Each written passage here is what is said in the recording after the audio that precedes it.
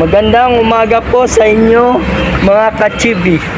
Meron po tayong tutorial ngayon. Tuturaan ko po kayo ngayon kung paano gumamit ng Service Information Manual ng Chevrolet All Cars. Ang problema po ng unit is yung fuel gauge niya is ayaw umakyat at palaging fuel low kahit naka full tank na yung kanyang tangke. At nakita ko sa scanner ang code niya is Engine Control Module P046300 Fuel Level Sensor Circuit High Voltage. Ito po ang hanapin natin sa Service Information Manual. Dito po tayo sa Global Connect pupunta. Click lang po natin yung department, then service. Dito po madami tayong pagpipilian.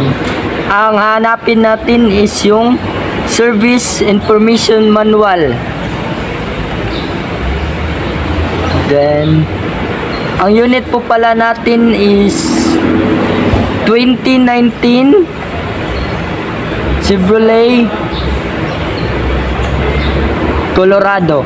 Then click lang po natin ang next. Then ito na po ang service manual. Then sa paghahanap ng code, ito lang po ang ating hanapin na code.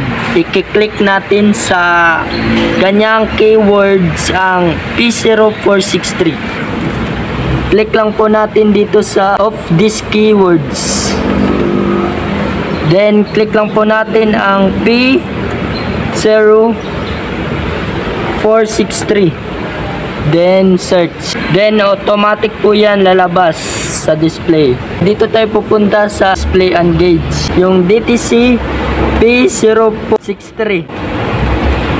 Ito na po ang kanyang code na lalabas. Lang po ang gagawin sa paghahanap ng service information. Sana po ay makatulong. Please don't forget to subscribe to my YouTube channel. Maraming salamat po sa inyo mga ka-chibi.